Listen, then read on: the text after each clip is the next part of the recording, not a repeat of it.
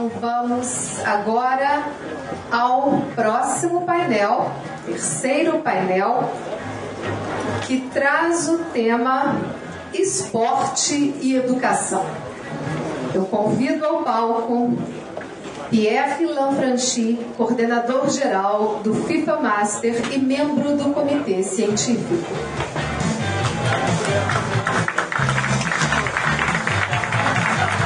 Luciana Phebo, coordenadora do Unicef. E Nally, conselheiro Unesco.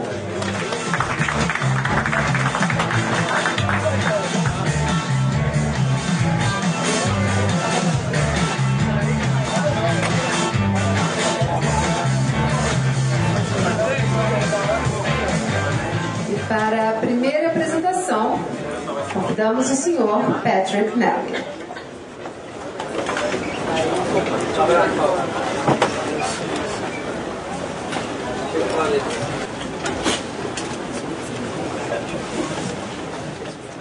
Just getting my presentation installed. Can I just say that I'm very honoured to be here. I do teach a little bit about sports marketing, and I must admit I'm very impressed to feel that there are now 400 FIFA Masters alumni. Slightly a terrifying thought, really.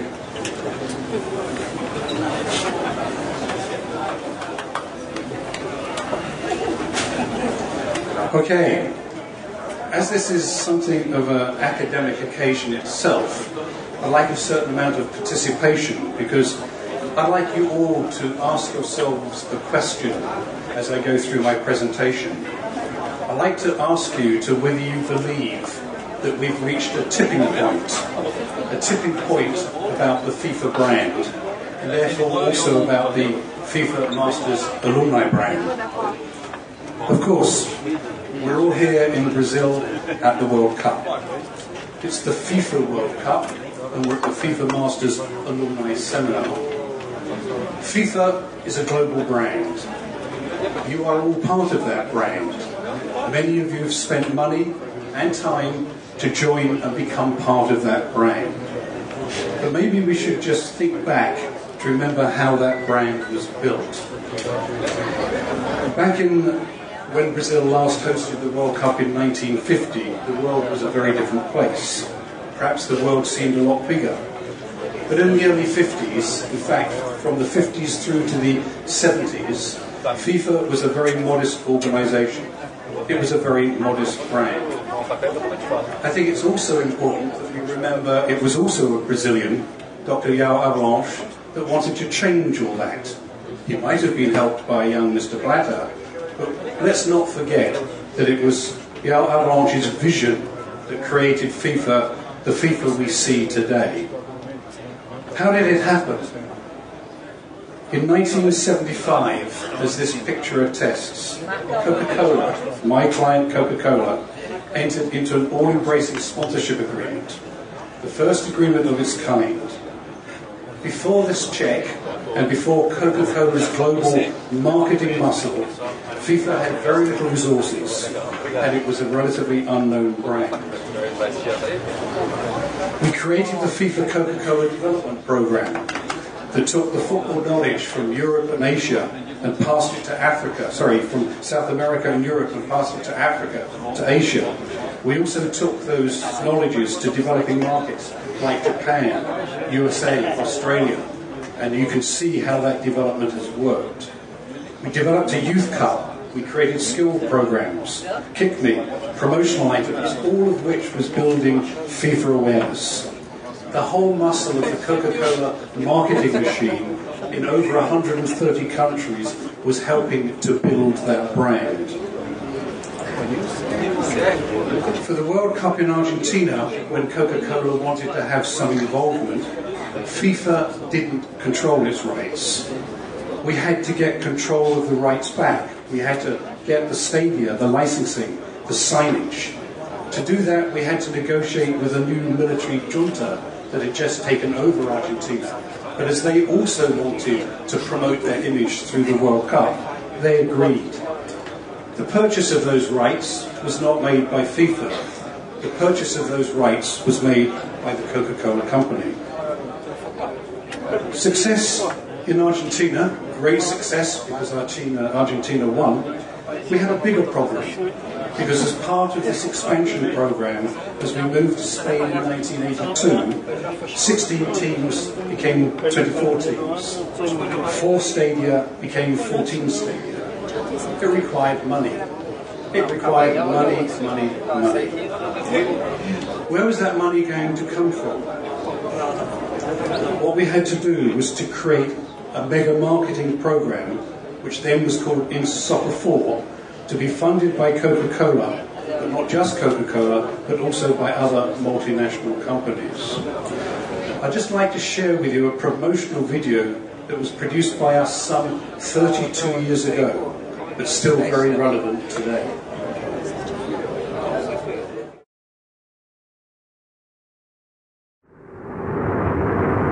Three years ago, Nally launched the most persuasive new marketing idea of a decade, Intersoccer 4. 79 top international football matches, the best of world soccer, shared by a group of major companies, all household names. A long-term program providing total worldwide product domination across all commercial rights. Up to 4 advertising boards for each company at every match, repeating a constant identification to a total television audience of 8,000 million in 137 countries. Time to build an image that endures.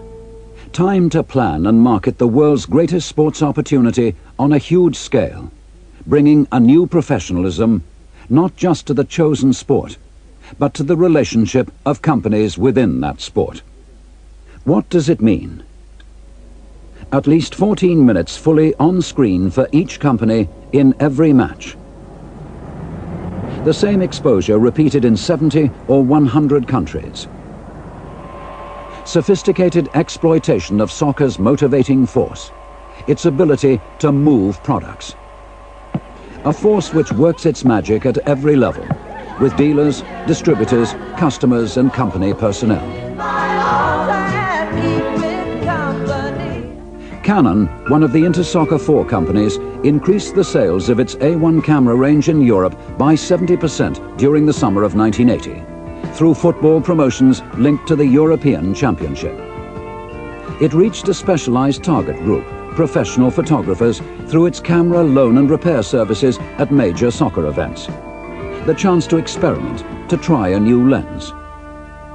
The companies are also learning to work together in promotions and worldwide publicity programs, using each other's products to sell their own. The first Intersoccer 4 program is still running. So great has been its impact, an impact proved by research, that FIFA, the governing body of world football, and UEFA, organisers of European soccer, have granted Nally rights for another longer and even more ambitious phase. Intersoccer 4, the second program, will start in 1983 with the European Cup final, the European Cup Winners' Cup, annual club events, bigger than most world sports events in television terms. It will include the 1984 European Championship, with 8 nations. A new World Cup for women's soccer, again with 8 countries competing.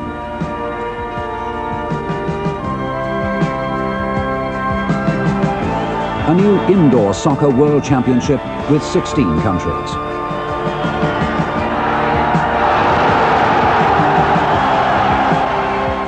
A total of 168 top soccer matches, delivering an estimated television audience of 10,000 million.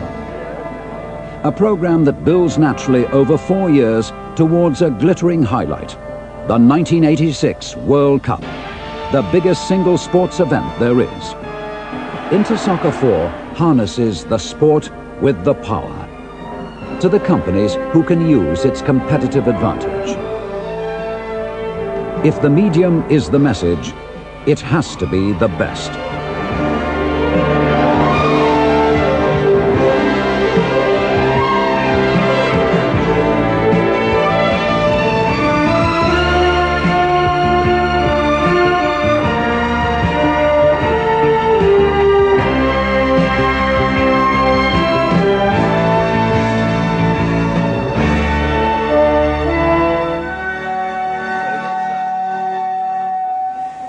So that's how it all started.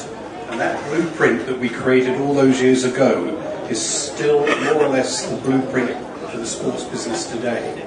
The programme, as it relates to FIFA World Cup over the next 4-year cycle, will generate some 2.5 billion to help promote that FIFA brand. Also interesting to note that many of those sponsors that started that programme are still with FIFA supporting it today. That was then. Now we are here. But lots of things have changed, unlike that programme in the intervening years. Global television, we've seen the digital developments and success. Social media, from a personal perspective, I'm enjoying this World Cup through Twitter.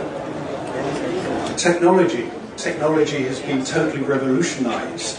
You can actually see live hologram projections in stadia 100 and thousands of miles away from an event to where an event is taking place.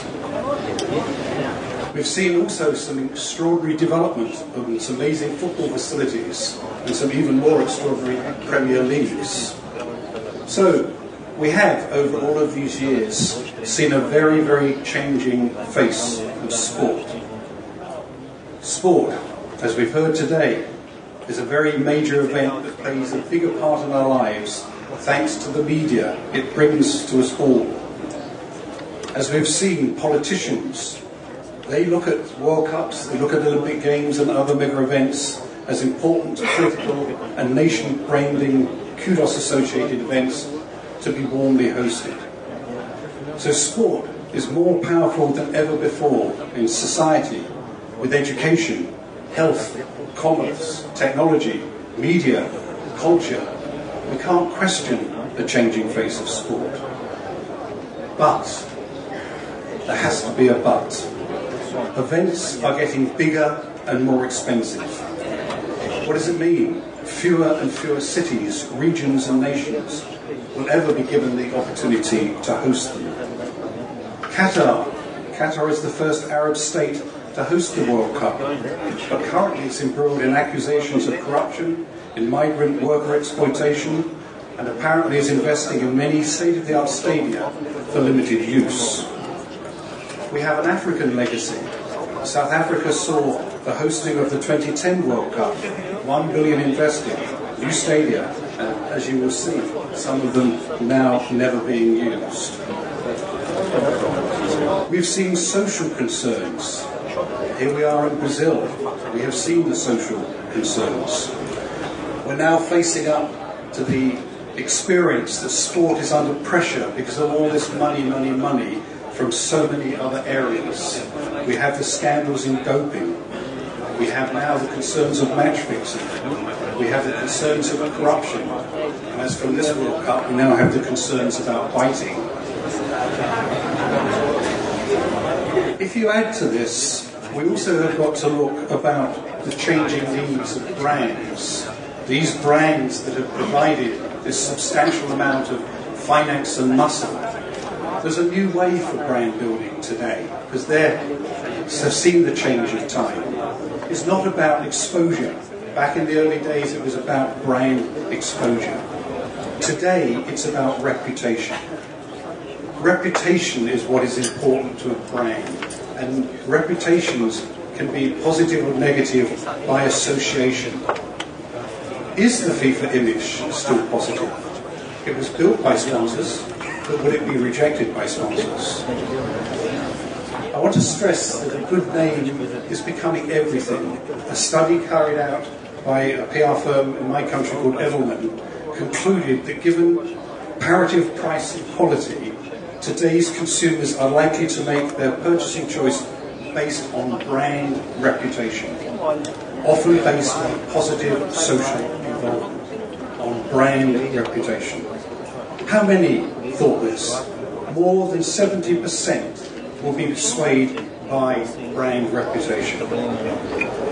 Even if you drastically discount this figure to 10%, it represents an extraordinary commercial impact to a brand. For instance, a 10% swing in a share change in a particular brand, like in the motor industry, would see General Motors immediately take over from Toyota. Something a company must be very consciously aware of, its brand reputation. You would think that sport and brands, that there wouldn't be a disconnect, because sport offers so many opportunities. It helps brands build positive reputations. The relationship between sport and brands should be sweeter now than at any other time. Sport should be the solution to so many marketeers' problems. It does, of course, provide a unique level of connection and engagement through shared passion. We can see, as I've seen with Twitter, that sport is the hub of social media. All of the soccer stars are now obviously accessible and followed avidly by tweets. So, as brands look to build credibility and awareness, should they be doing it through their own content, or can sport still have that central role to play? If we add to this, we have to look at the concerns in terms of major events. There's a reputation challenge now appearing on major events. As I've mentioned, we've seen huge costs. Misunderstandings of those costs lead to civil disobedience. We've seen recently that bidding issues and allegations of corruption around the 2012 Russian bid, the 2022 Qatar bid, all of heat unwarranted scrutiny on FIFA and on the sport itself. There's no question that we are getting more and more concerns related to the white elephants, the unsustainable legacy programs that haunted too many events, Greece, even Beijing. Sponsors are now also beginning to be concerned about these integrity questions, about the brand reputation. It's important that we don't misunderstand that brand reputation is of critical importance. So I ask you, are we reaching a tipping point? Are we about to see the nature of the relationship between sport and brands change significantly? Brands need to be seen to be associated with positive properties, initiatives, to enjoy that halo effect. Spending billions to support projects which are unpopular and lead to violence on the streets is not good for brand reputation. Sporting bodies suspected of being corrupt, non-transparent, it's not good for brand reputation. So it is my view that there has to be a change in the way that sports operates and in how it relates to stakeholders' interests. Without change, there is a possibility that brands may eventually melt away and take other paths opened up now by technology. Again, an English phrase, he who pays the piper calls the tune. That's probably never been more apt than it is today. I believe that brands, in their own interests, will ultimately start to use their financial power to come closer to the centre of sport, to ensure it is governed, administered, in a way that reflects their brand image and ambitions. After all, that is what they pay for. But we can't do it in a haphazard way. There's no point just criticising. There's no point the media just making statements. We need a new way. There has to be a plan. The plan has to be developed. And like any plans, we need to talk.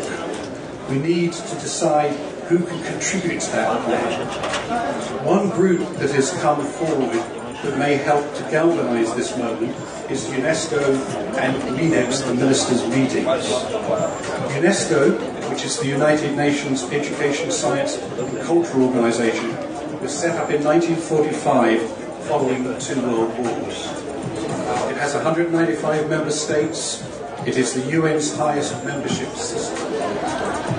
Its role is to build networks amongst nations. It's probably better known for its mobilising of education, its work in cultural diversity, its heritage projects. However, UNESCO, like other UN agencies, have now recognised the important role of sport. It is often known as the intellectual agency, the agency of the UN, that when the world is looking for new ways to build peace and sustainable development, people must rely on the power of intelligence to innovate, expand their horizons, debate and to discuss. So, if we're going to manage sport correctly, protect the sport that we love, that we adore, perhaps we should copy and adapt this approach. The first MINEPS meeting was in Paris in 1976, which was created then to facilitate intellectual exchange in the field of physical education and sport. But last year, at this Berlin conference, there was other key recommendations made in the declaration that followed. All the governments believe that access to sport is a fundamental right. They all believe that access for women and girls is a fundamental right. They all believe that we should promote investment into sport and physical education. But what they also think is that we need to review sport mega events and how they are big and sustained. They equally believe that we should preserve the integrity of sport with a commitment to the values of sport, fight against match fixing, illegal betting, doping and corruption in sport. What they believe in is the discussion, debate and a plan that can protect the brand and maintain and improve that brand reputation. The important thing, however, is that we need in that debate everybody that is a stakeholder. We need sport accords, we need the academic institutions like Harvard that agreed to participate. We need to involve brands, we need to involve media, we need to involve athletes.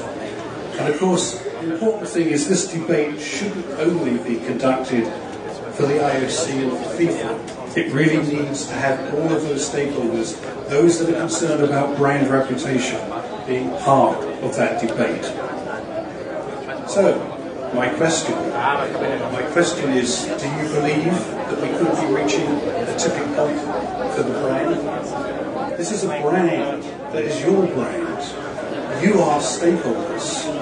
You have invested money, time, energy to become associated with a brand. I believe you have a responsibility to join the debate and become a stakeholder. Thank you.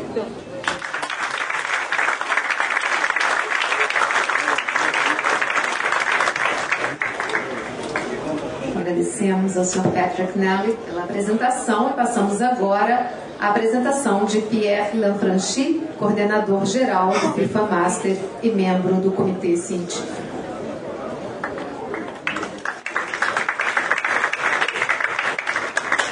Well, thank you. It's, for me, a particularly important day.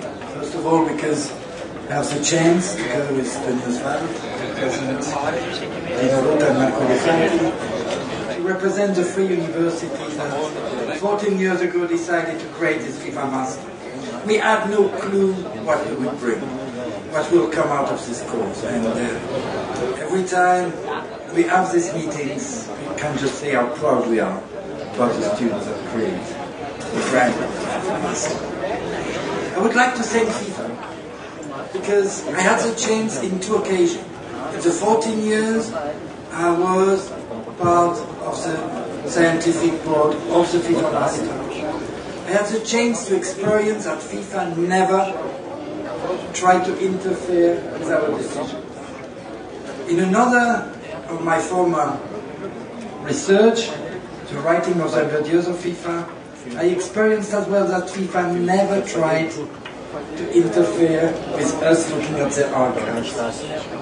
That's so interesting, the discrepancy between the public image of the institution, not always very positive in Europe, much more positive in other continents, and the reality of working with them. And I really would like to thank them as an academic for the way they understand that our only strength as academics is freedom and possibility to have a fair choice. I would like to thank all the academics who have been involved with the FIFA Master, because I believe that our major strength over the years has been fair discussion and transparency. question of transparency is highly important when you start to develop international major projects. The question of transparency is there to say that we like to have a different form of postgraduate education based on sports. You know, we are in Brazil, and Brazil is the only country where we had students over the 14 editions of the course. It was probably the country that had most applicants for the FIFA Master over the years. And in fact, since 3 years we have the course here with the FGV, and only in 3 years they had more students than all the rest of the world together. That's Brazil. Brazil is a continent in itself. They always have more than anybody else. I would like, really in a few minutes, to explain why I believe that the FIFA Master changed my life. You know, 4 years ago we had the 10 years of the course, and I was asked to write a small paper about the FIFA Master. And I said the FIFA Master has changed my life. And it changed my life for 3 reasons. And I would like to quickly, 4 years later, to say why it is important and what we can do all together to have the FIFA Master continuing to be an essential element. It changed our life, first of all, because it's the first real global course I know worldwide. This course is completely global. We have students every year, between 25 and 32 next year, coming from really all over the planet. And we had the most improbable couple being created over the years, Cuban and Scottish, or Swiss and Italian, but really, really different people meeting. We had as well a lot of different backgrounds. People who studied art history, engineers, managers. That's very important to have people coming from very different backgrounds. And thirdly, we have people willing to do future projects very different. I'm very pleased that in the ranking of the courses worldwide, we are not #1 regarding the salary of the students, because a lot of the students we didn't do it to make a lot of money. They did want to work on companies who are dealing with social responsibility projects. They were willing to develop their national federations. And you know, one of the moments I've been most proud about was last year when I received an email from one of our students from Bhutan, and who said, you know, I learned a lot as a FIFA Master. For the third time, Bhutan Football Association has got a Coca-Cola sponsorship contract. It's not a lot of money. It's $2,000. But nonetheless, we are able to do it in a transparent way. And I'm very proud of it. And these are moments that are important for us. But what I would like to say very quickly is that we need to think about education of sports managers based on 2 essential values: knowledge and fairness. Knowledge is the essential base of this course, but the question of fairness, equity, right for people from various nations, from various realities, to be there to develop the course has been the basis for the FIFA Master. We have to stop to imagine that the education of the managers of sports of the 21st century needs to remain a Western-based model. More and more our students come from other areas of the world. And we need, in the way we teach them as well, and we are together developing jointly programs, we need to imagine what is the reality of legacy in a country like Brazil. Not necessarily the same as it was the legacy of the City of London. Probably more and more we need to look at case studies, not looking at Western events.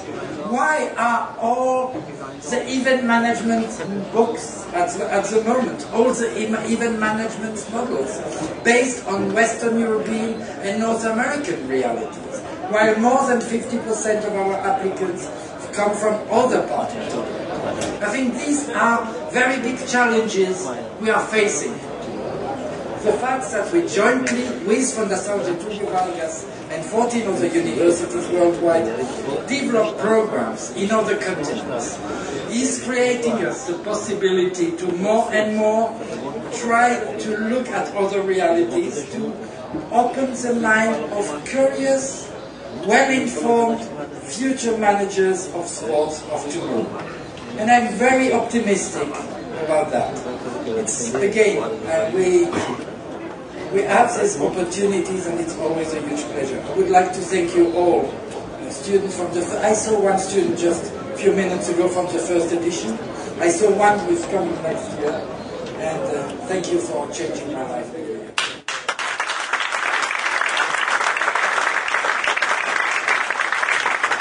Agradecemos ao senhor Lanfranchi e passamos agora à senhora Luciana Phebo, coordenadora do Unicef nos estados do Rio de Janeiro e Espírito Santo.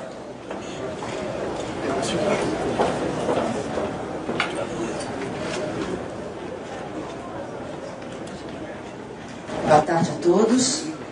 Gostaria de agradecer o convite para participar do seminário a Pedro Trengraus e também pela articulação feita com a Prefeitura do Rio de Janeiro.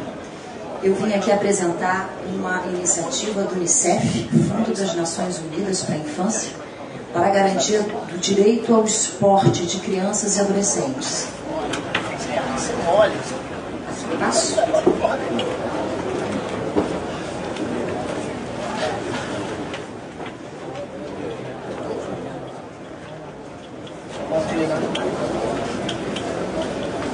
O esporte é um direito.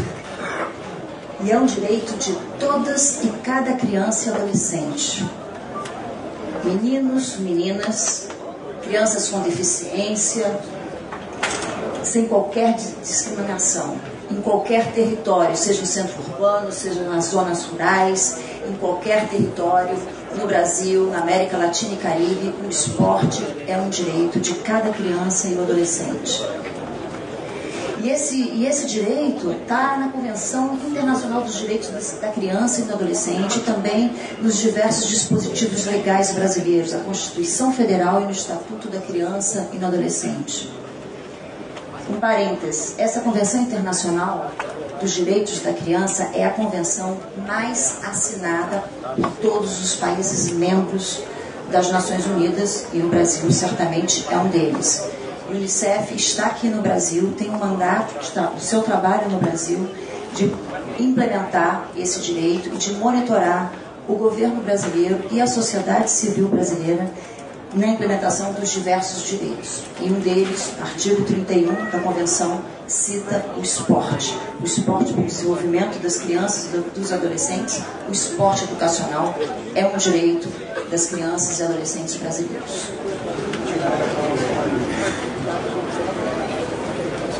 Para nós do Unicef, o esporte é toda forma de atividade física que contribui ao bem-estar, corpo e da mente, e assim como também para a interação social. Costumamos chamar o esporte para a inclusão, o esporte seguro. Consideramos o esporte todas as brincadeiras que demandam esforço físico e movimentação. O esporte organizado, competitivo, os jogos com propósitos exclusivamente lúdicos e recreativos. E cada vez mais as nossas crianças brincam menos, cada vez mais as nossas crianças praticam menos esporte. Isso nós precisamos mudar esse jogo. Queremos esporte, espaços protegidos para que essas crianças possam praticar esporte, espaços públicos, cidades, centros urbanos que priorizem espaços de convivência, espaços onde as pessoas possam praticar esporte, mas com orientação, com profissionais competentes, onde através do esporte se possa tratar de uma forma de conviver em paz, prevenir violências, acidentes, em que cada indivíduo possa se desenvolver, desenvolvimento individual, desenvolvimento da comunidade, do seu bairro, da sua cidade e do seu país, através do esporte. O esporte promove saúde, estamos aí enfrentando tantas epidemias, epidemia da obesidade infantil, diabetes, hipertensão. O esporte pode nos ajudar, pode ser um aliado na prevenção de diversas doenças e também na equidade de gênero. Outro parêntese, aqui é um evento quase masculino. Eu vejo na plateia e também nos palestrantes uma predominância enorme de homens. O esporte também é de mulher, o futebol também é assunto feminino. Precisamos pensar nisso. Enfim, o esporte é uma forma, é um caminho para construir a paz, para prevenir e para resolver diversos conflitos. E é assim que o Unicef entende o esporte. E se queremos promover o esporte educacional, o esporte para cada menino, cada menina da nossa região, como que nós podemos fazer isso? Certamente com a participação de todos vocês. A mídia tem uma importância enorme, os acadêmicos e os gestores municipais. O Unicef tem um foco nessa iniciativa Vamos Jogar. Os gestores municipais, os prefeitos, os secretários municipais de esporte, secretários municipais de educação, entre outros. Nós precisamos melhorar, aperfeiçoar, implementar as políticas públicas para o esporte de desenvolvimento de crianças e adolescentes. E essa iniciativa Vamos Jogar, ela trata de promover o esporte para toda a região da América Latina e do Caribe. Talvez sim, talvez não.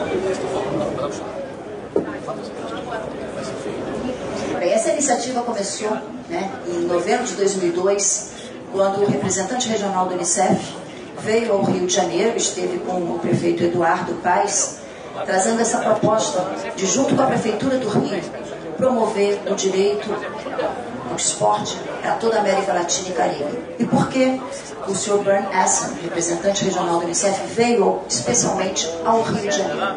Porque quando o governo brasileiro se colocou como hóspede dos Jogos Olímpicos, houve um compromisso do governo em estender o legado social das Olimpíadas para toda a região. Aproveitando esse compromisso, o Unicef faz essa proposta do governo brasileiro, especialmente aqui a Prefeitura do Rio de Janeiro, para estender esse movimento, o Vamos Jogar, para toda a região da América Latina e Caribe, no âmbito dos mega eventos.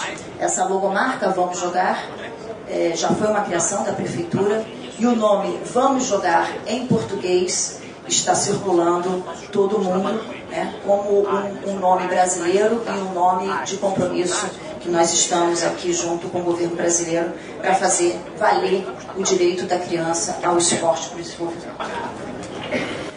E quais são as principais estratégias do Vamos Jogar?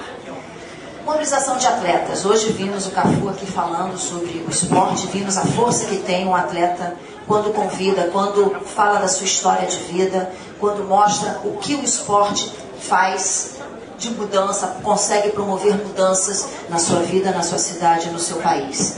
Temos já um grande número de atletas que já se afiliaram ao Vamos Jogar e juntos vamos divulgar as suas histórias e as suas falas e a sua força para toda a nossa região, convocando os diferentes atores. Mobilização social. Através das diferentes mídias, e sempre a mídia é uma grande aliada, queremos convidar a própria juventude para participar desse movimento. O jovem falando do seu direito pelo esporte, da necessidade das suas cidades, das suas comunidades terem equipamentos, áreas públicas para a prática do esporte. E articulação política com os diferentes municípios. Hoje, aqui, nós temos alguns gestores municipais de diferentes cidades, Guarulhos, Fortaleza, Manaus, Rio de Janeiro, e são gestores que já se filiaram a esse movimento, ou que vão se filiar, e com essa intenção de aprimorar as políticas públicas para que todas as crianças das suas cidades, dos seus municípios, tenham a mesma oportunidade da prática do esporte. Às 14h, aqui nesse auditório, nós vamos fazer uma celebração. O Unicef vai assinar uma carta de intenção com a rede Mercocidades. É uma rede composta por 286 cidades da região da América Latina, para que essas cidades também possam ser mobilizadas e participar desse movimento.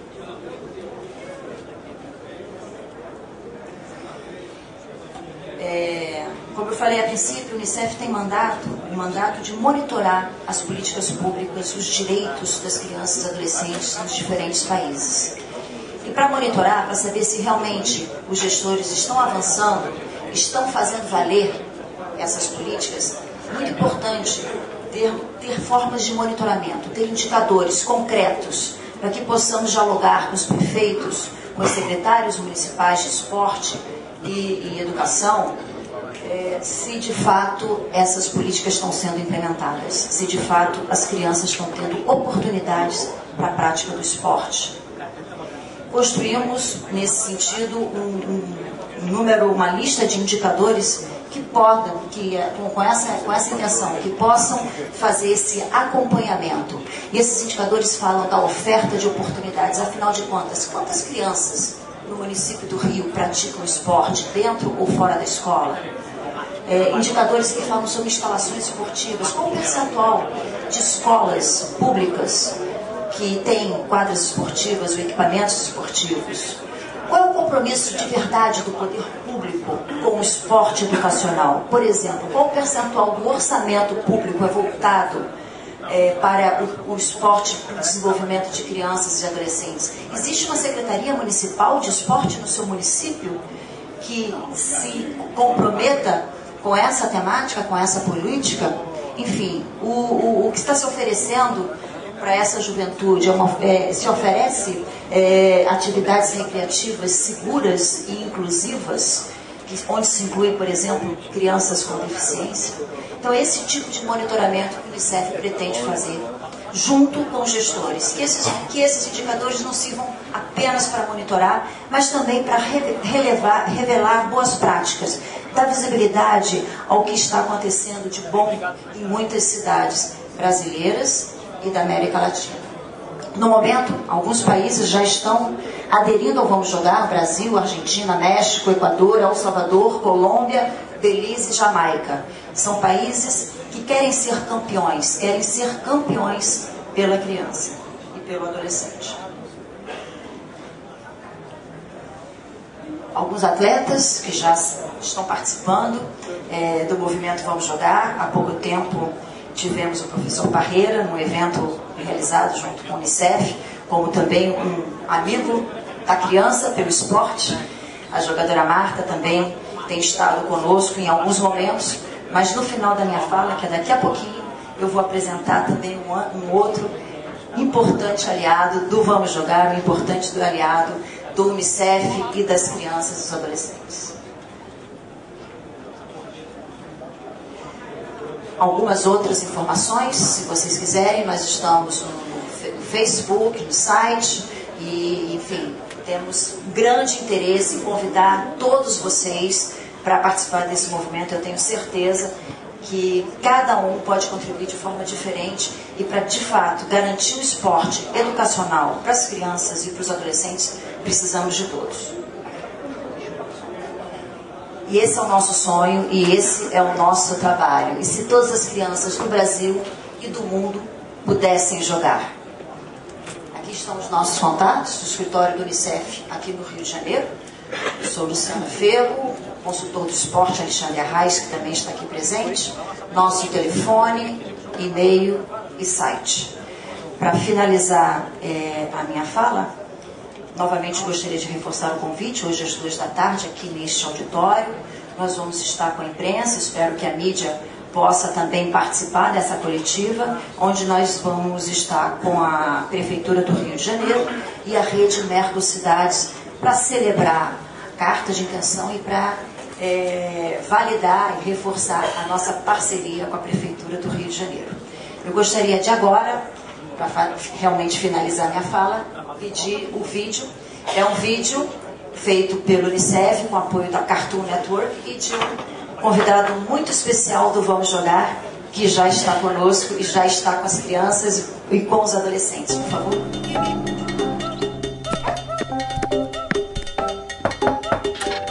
Vamos jogar?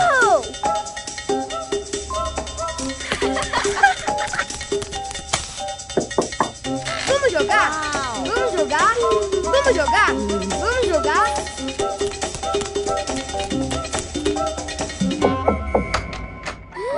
Neymar!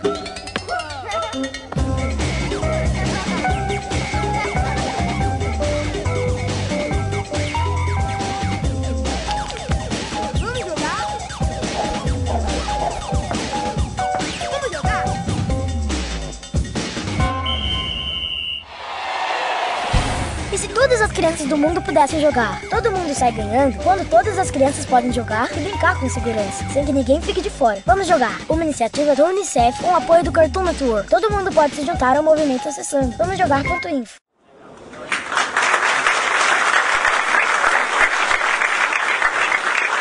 Obrigada e deixo o convite. Vamos jogar. Agradecemos a Luciana Phebo e aos outros palestrantes e encerramos assim este painel. Obrigada, senhores. Obrigada, senhora.